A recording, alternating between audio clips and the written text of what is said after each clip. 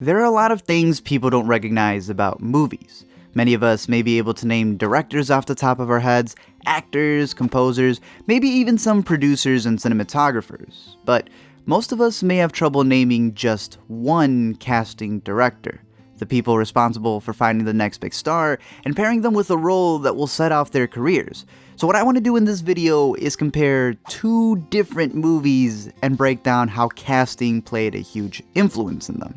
Starting with Boyhood, which we all know. Boyhood, it took 12 years to make. Did Boyhood take 12 years to make? It took a really long time to make. It took longer than it took them to make the Great Wall of China! Yes, the movie that took 12 years to make, shooting 3 days a year to tell the story of a boy growing up in segments. Oh, 12 years, everybody gets old, and people would ask, well, so what happens in the movie? And I was like, not much. But how does one go about casting for something like this? If one, you're not allowed to contract an actor for more than 7 years, and two, depending on a 6-year-old to lead your film is a pretty risky thing.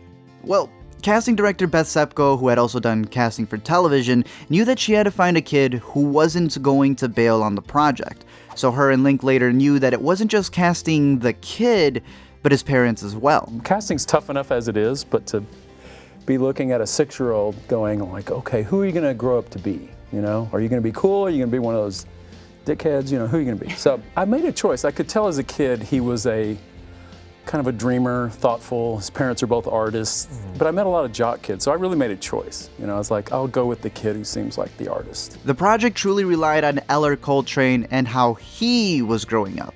Growing from a kid being told what to do in front of the camera, to learning to improvise, to practically becoming a producer on set.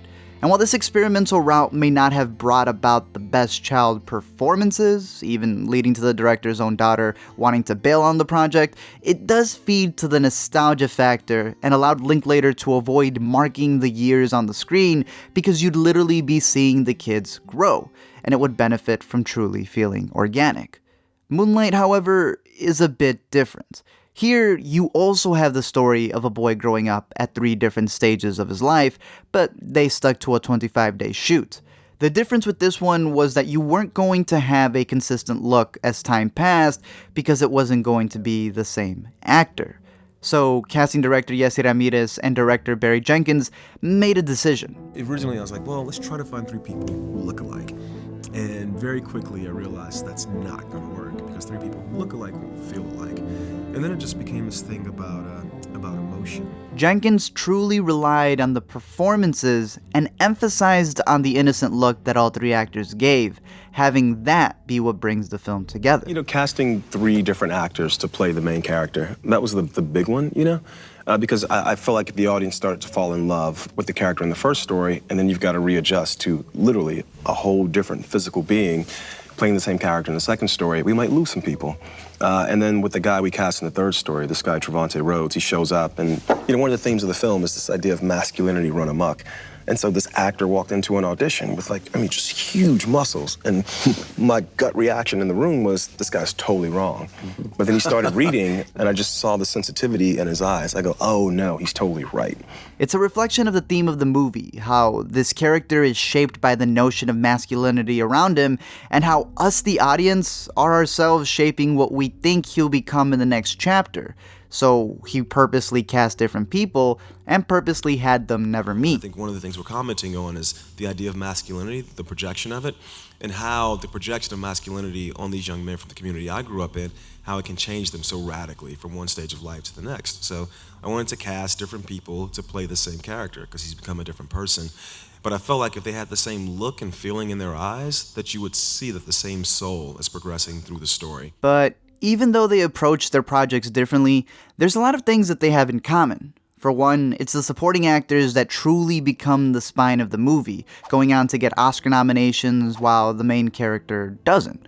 It's interesting how both are also personal tales about the director's own childhood, where the mother figure is representing the director's own, and thus you have actresses who are willing to show themselves age on screen throughout a decade, and another take on a role she wouldn't have otherwise taken. I shot all of my scenes over 3 days. That's all we had. But then Barry Jenkins told me, like you, it was, he asked me to play his mum, basically. And I thought, You know, here's someone who's emotionally invested in ensuring that this character is given her full complexity and her full humanity. So when you have that close of a personal connection with the film, you can get the characters to speak volumes without even saying a word. Because it's in the silence where I believe both movies shine, as you see the eyes of a mother who isn't just looking at an 18-year-old, but every single phase that she raised flash right before her eyes the way it does for us in the film. As you see the eyes of a man notice himself when he was younger and try to break the cycle he himself went through.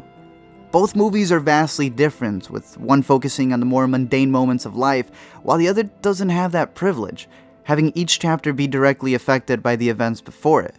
They're both growing up, but in completely different worlds. Chiron's worry is getting bullied after school, while Mason is the buzz cut he got. Chiron deals with his drug-addicted mother. Mason is a child of divorce. Chiron struggles with being able to express who he really is. Mason has the freedom to not even know what he wants to be. Two different stories cast in two different ways. The question then is, which role fits you?